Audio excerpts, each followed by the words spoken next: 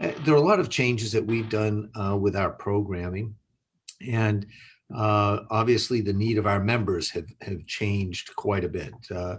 Not surprisingly, during COVID, and particularly the first phase of it, um, there was a lot of concern about how people simply keep operating, how they save their business. So our focus on member services and how we serve them had to change.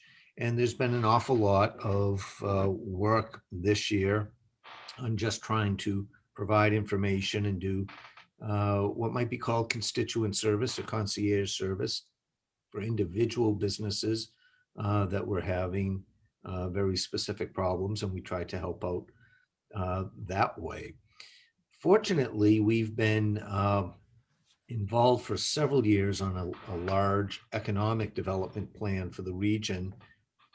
That's been progressing and actually moving forward a little more quickly during this because more members are appreciating the fact that the whole economy is subject to some risk now. Mm. So that woke up, that got the attention of a lot of people realizing, as good as the South Shore is, we could be at a strong economic disadvantage coming out of this, heading into recovery. So that part of it's moved forward. But for businesses, there really are two phases of this. It was the slowdown, which was devastating, as everyone, all of your listeners can appreciate when you have a sudden business disruption. Mm-hmm. But the second phase is going to be recovery uh, because we don't know how people are going to change their behavior. We don't know how people are going to change their living conditions and choice of jobs. Are we going to be getting more people leaving the city coming to Boston? Are we going to have more people who are going to work part-time at home, part-time in the office? Um, for a lot of businesses, they survive by cutting a lot of expenses. Mm. Yeah. As you try to reopen, you got to have the overhead and capacity to grow the income in the top line, and that might be harder to do when you've cut a lot of the support you've had for maintaining a business. So there are two real challenges here for businesses, and then we expect to see a fair amount of turnover of business leaders. Uh, Whenever Mm-hmm. you have a big disruption like this, it sort of encourages some businesses to finally make the decision to sell Mm-hmm. or to merge or to pass on the business to the next generation. So that creates some more turmoil and adjustment. On the upside, we've seen a lot of people, um, as you would expect in a recession, to uh, maybe start their own business. So we've seen some new business startups during this as well. So Mm-hmm. a lot of churning, a lot of creativity, a lot of energy.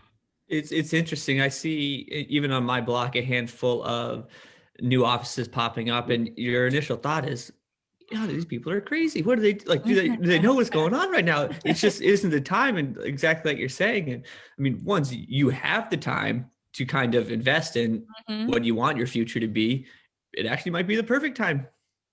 For a lot of people, starting during a recession or an economic downturn is actually the perfect time.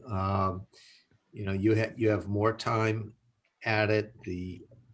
Um, the overhead is lower if you're brand new, Yeah. so you can work a tighter ship, less overhead, sometimes less cost. That sometimes creates a niche or um, a slight temporary advantage among established businesses.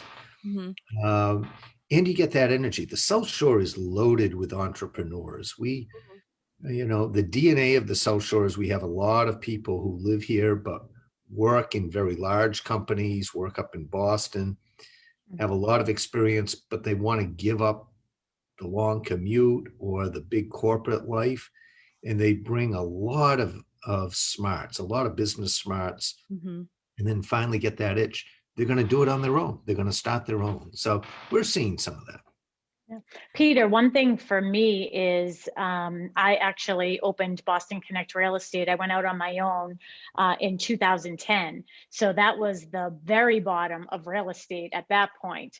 Yeah. And, you know, it was interesting because what sort of pushed me ahead to do something was, you know, seeing what was going on in the corporate world and just wanting, you know, something boutique-y, you know what I mean, where it's like just very client focused. I'm not saying the big companies are not, but it was just, you know, when you have upper management to worry about in those declined times, you make different decisions.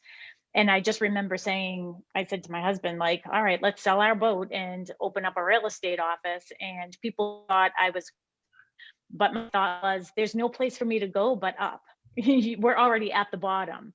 And it was probably the best time for me to do that. And I remember reading either an article or one of the many books I've sort of dabbled in when Buffett always says, this is you buy real estate at the bottom, right? When everything seems bad. So it all worked out. Here we are 10 years. Oh, you froze there. Number 10. Oh, sorry. Number 10 or 11 in, you know, in Plymouth County for real estate firms. So it's a really good time. We're going to chime in with that story, Sharon. I was like, come on, where is she with I was it? like, we have our own entrepreneur on the call right now. Mhm. Yeah. Peter, listening to you talk, just from my perspective, because I'm kind of unknowledgeable, I guess. I don't know too much about the South Shore Chamber and everything that you guys do and provide, but it seems like you have a lot of support out there for people who are starting new businesses and kind of an ability for them to lean into you and be able to provide just information and kind of get them started. Is that kind of what you guys do, is networking and also providing not intel, but like support? Sure, it's part of what we do. We have some very good partners we work with. SCORE, the senior executive corps of volunteers that give free advice. The Mass Business Development Office gives free advice to startup businesses, or any business actually, to help. But really where a chamber becomes very helpful, it's less about kind of the classroom type of presentation on how to run a business.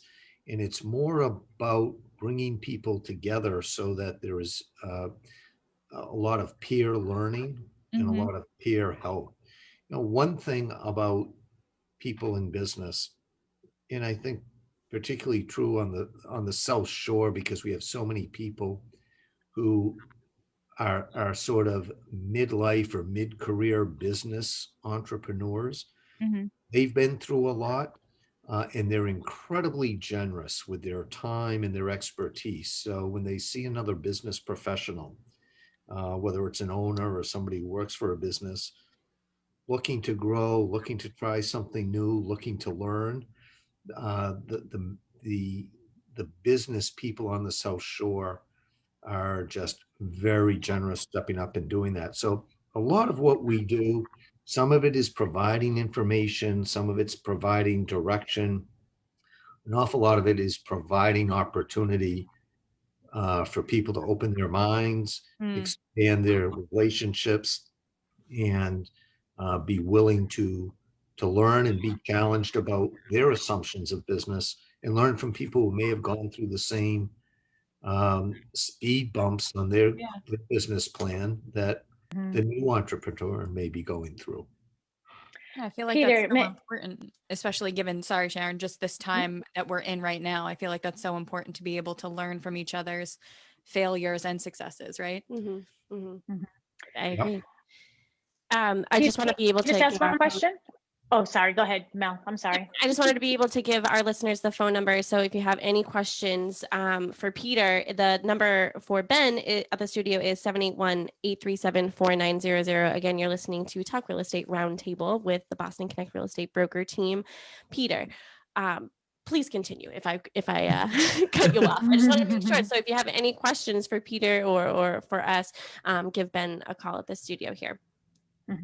So I had a question just in regard to the way that the chamber works. So I had been, I'm part of the Pembroke Chamber of Commerce, and I was on the board at one time, really enjoyed it. Such a great group of people and volunteers. Tell me a little bit about how you sort of collaborate with all the different chambers, individual chambers. Is it something that you're finding a lot of your members are sure they're also part of these individual town chambers as well? It varies on the business and what the company's footprint is and how many people are working for them, because one person, you can't easily cover 15 different chambers.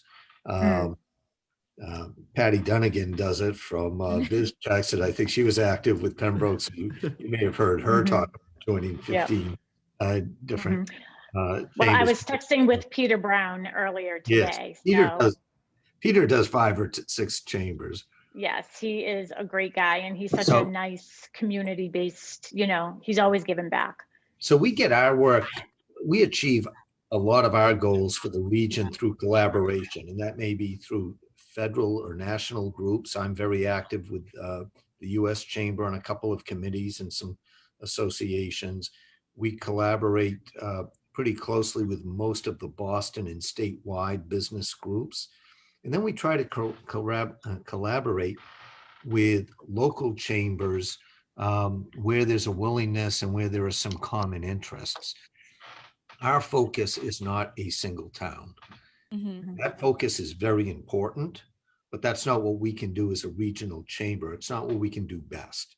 So we have found, as part of our work in helping the region succeed, is we will focus on a lot of the regional issues and then try to partner with local chambers where they're doing something that to them may look very local, but to us fits into a much larger regional picture, and we will try to support them. So we have 6 or 7 business associations and local chambers that we are formally affiliated with. We provide backroom support to them. We provide some staff time, and that's also the local chamber can be stronger and more effective at working some of the local community issues, the interfacing of business with the community and with their town halls. And so we try to do some of the backroom record keeping assistance for those chambers, and then compare notes about what we see happening in Boston or in Washington and what we're doing regionally, find out what the local chambers may be doing. And where there's a chance to collaborate, we can. Where there may not be any interest, we don't push it. So, oh, sorry. Go ahead. Mary, it's all you. I was going to say, when you talk about collaborating from both a regional standpoint, collaborating with Greater Boston, I mean, I love that idea. I'm actually from inner city Boston myself originally. So, and so isn't Sharon.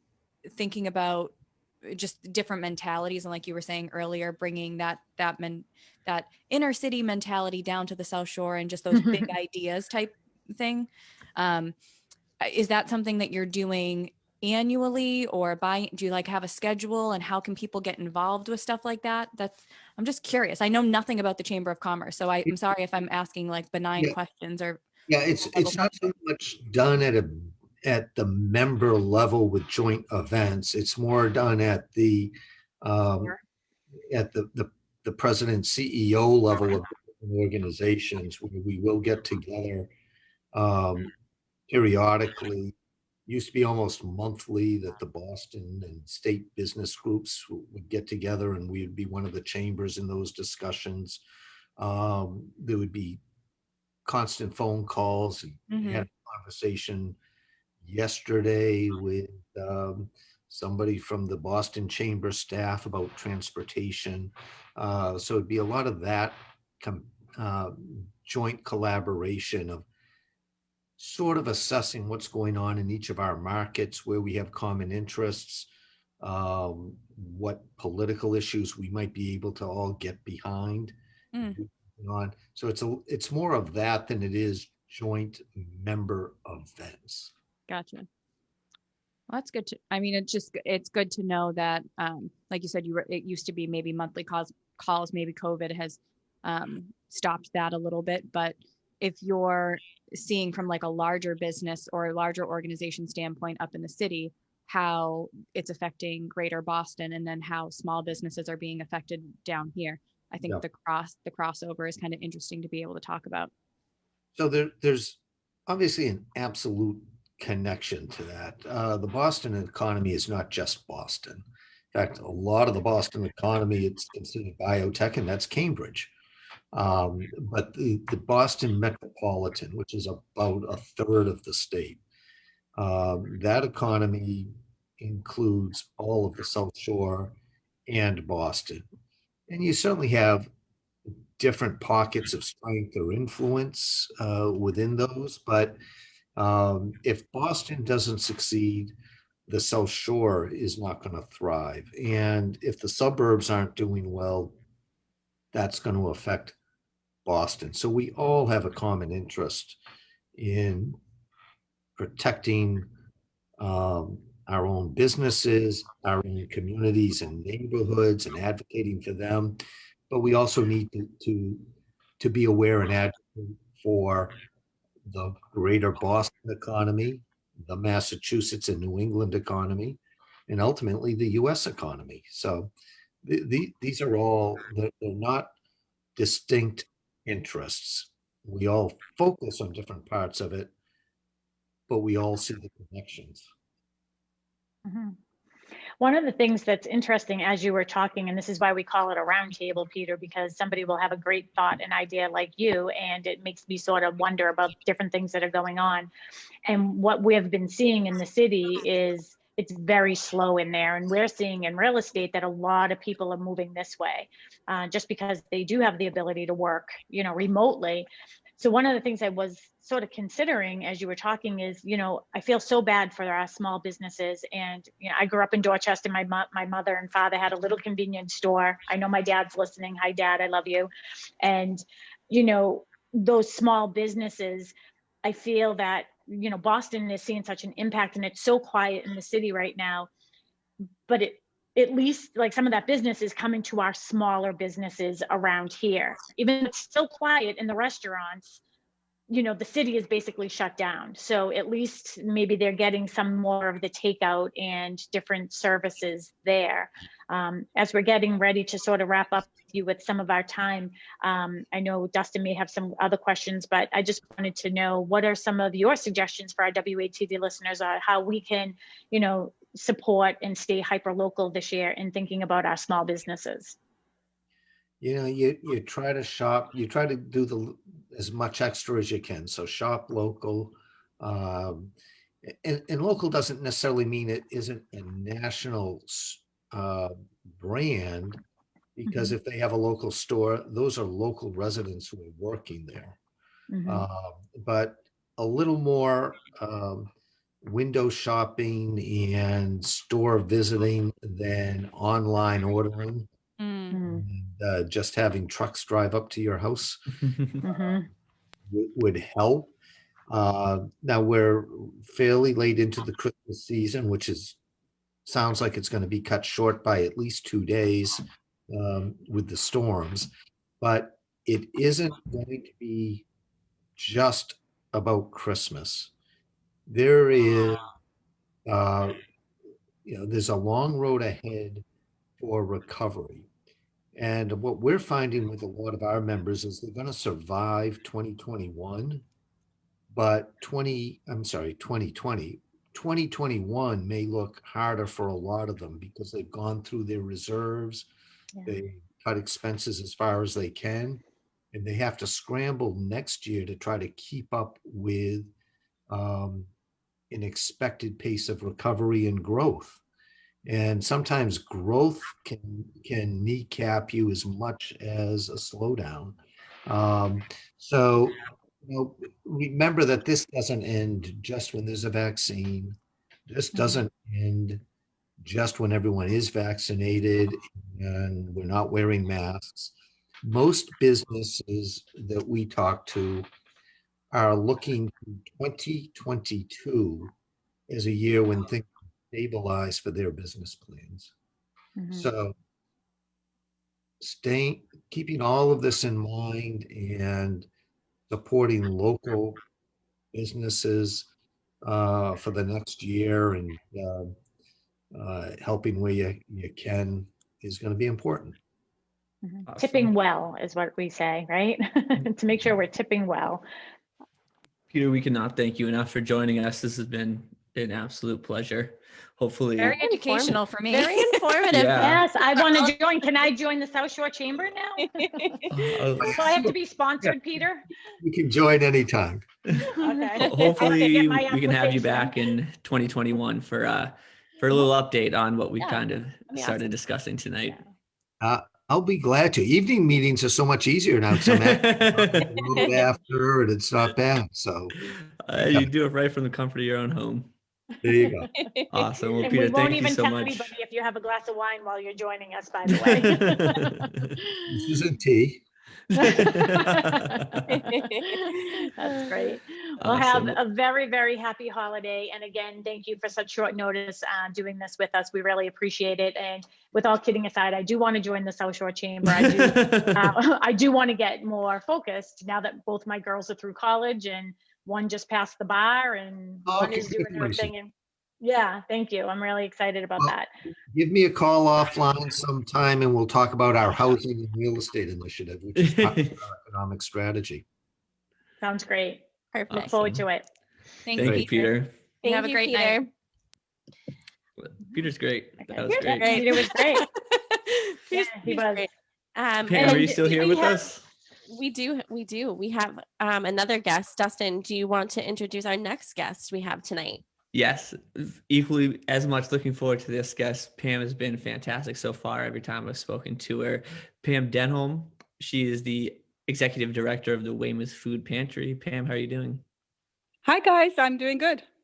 Awesome. Thank you Hi, for joining Pam. us. Thank Pam, you for are you bashful? Is that why we can't see you? I am bashful and I'm also hiding in the laundry room. Oh, we can appreciate that. We appreciate that. Sorry to make you wait to talk to us. You've been hiding in the closet this whole time. Space in the house, So- you can't hear the dogs bark. This is real Well, life, people. Yeah, real life. We will get right to it though, Pam. We can start the same way. Can you tell us a little bit about yourself and, who the Weymouth Food Pantry is? Yes, thank you. And it was so great that I can follow Peter Foreman because we are members of the South Shore Chamber too. And they've been really wonderful about supporting nonprofits in our community and connecting us with business leaders to help provide skills and resources and all kinds of things. So another shout out for them. Membership is worth every penny.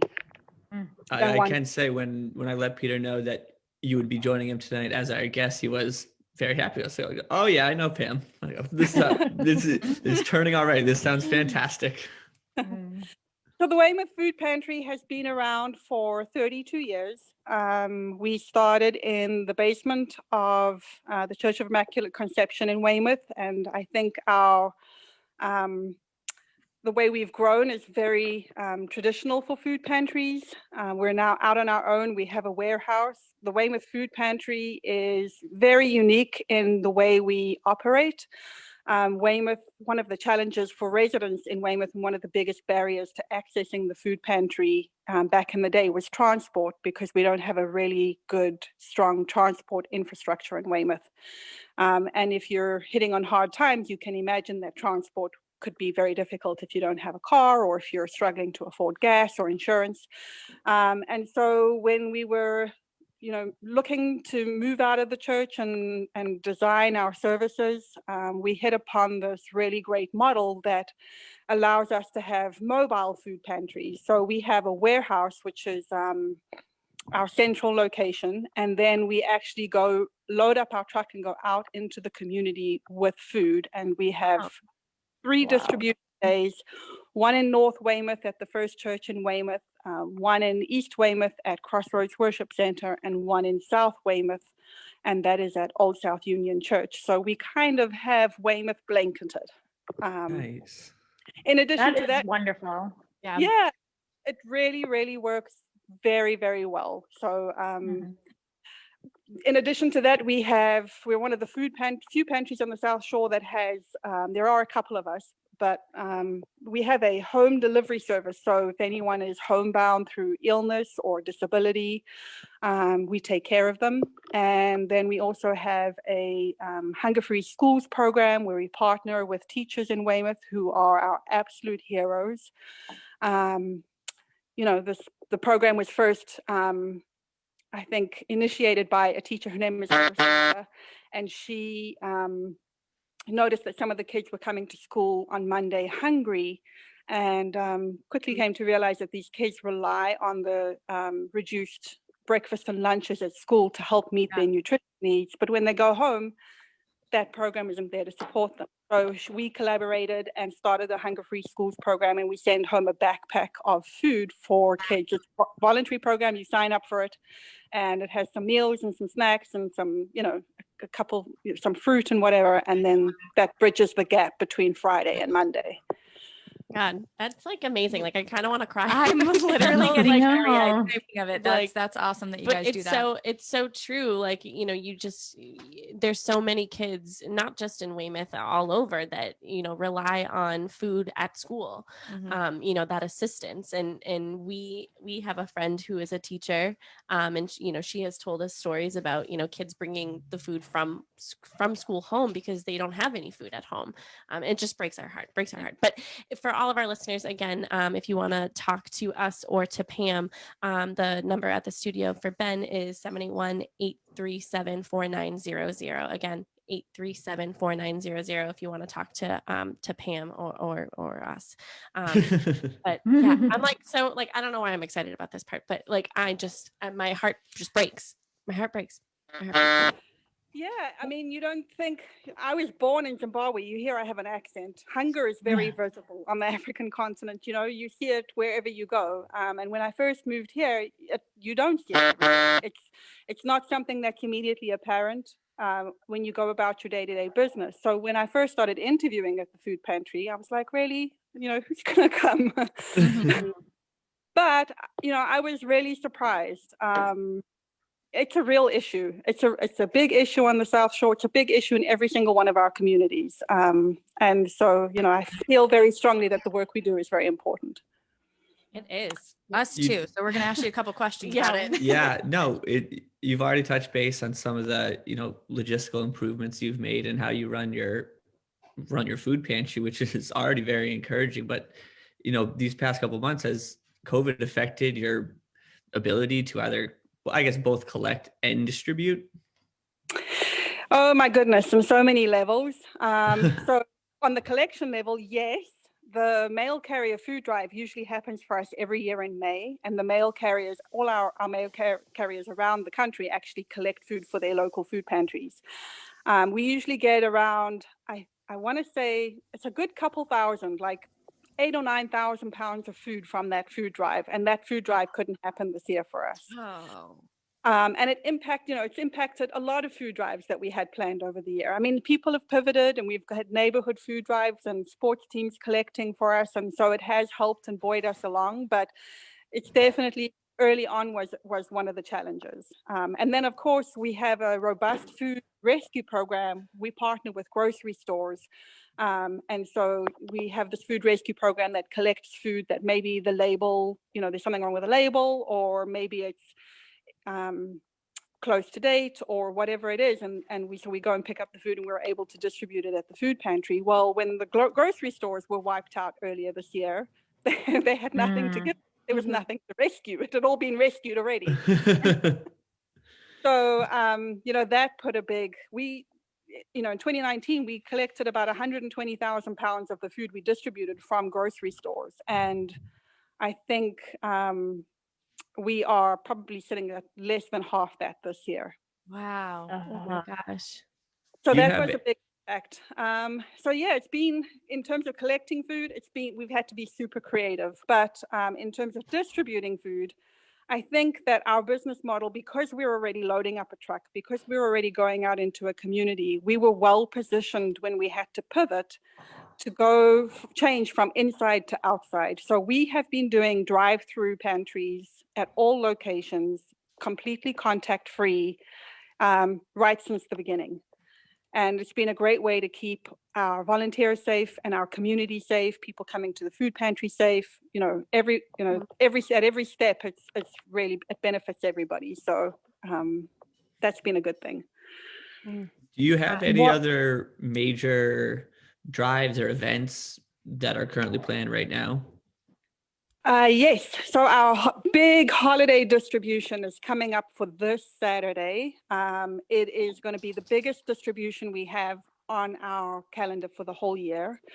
We are distributing all the fixings for a holiday meal prior to the holiday, so that families, regardless of circumstance, can gather around an albeit smaller table this year than what is normally the case, to break bread and share a meal together. So we'll have everything from potatoes and cranberry sauce and a ham or a turkey or whatever it is that your family prefers. We'll have all of that, and we're going to be serving around 700 families through a massive drive-through event at Weymouth High School this Saturday. Wow. Pam, are you still looking for donations, or what is it that you are looking for if we can still donate? Yes, donations are very welcome. This year has hit us hard. I hate to reduce the stories that we hear at the food pantry and the struggles that people are going through to numbers, because it seems so impersonal and it doesn't do some of the stories that we've heard justice. But last year, our food pantry had a record year. We distributed the most number of pounds ever in the history of the food pantry, and we had distributed for the whole year 440,000 pounds. Wow. This year, we're going to hit 700,000 pounds. Wow. So we are seeing probably 30 to 40% more families than we normally see. People coming to us for the first time who've never used a food pantry before. We are seeing people more often. So a lot of families who used to use us just to bridge the gap if they were on SNAP benefits, and the SNAP benefits ran out in the last week of the month, and they came to the food pantry once a month to help bridge that gap. Those families, some of them we're seeing three or four times a month now. So it's been a big draw, and I know we have a strong network of food pantries. We talk to food pantries in Rockland and Hingham and Quincy and Braintree and Marshfield and Pembroke, all over, and everybody is seeing the same thing. We're all feeling, we've all had that big load, and we've all distributed much more food than we've ever thought possible, truly. Mm-hmm. When we look at the numbers, I don't even know how we've done it. It's just unbelievable. And as Peter Foreman was saying, this recovery, once the vaccine is out, once we stop wearing masks, our story isn't done, because in the last financial meltdown, it took 2 to 3 years for us to see things stabilize, for us to see our numbers start to drop, for us to see families get on their feet and start to be able to support themselves again financially. And now we're seeing those families again, a few years later, and many other families. And I think this is going to be the normal at the food pantry for at least 2 to 3 years. And so donations are just hugely helpful. You can donate online for us. You can mail us a check, whatever works for you. But we really appreciate anything that people are comfortable giving.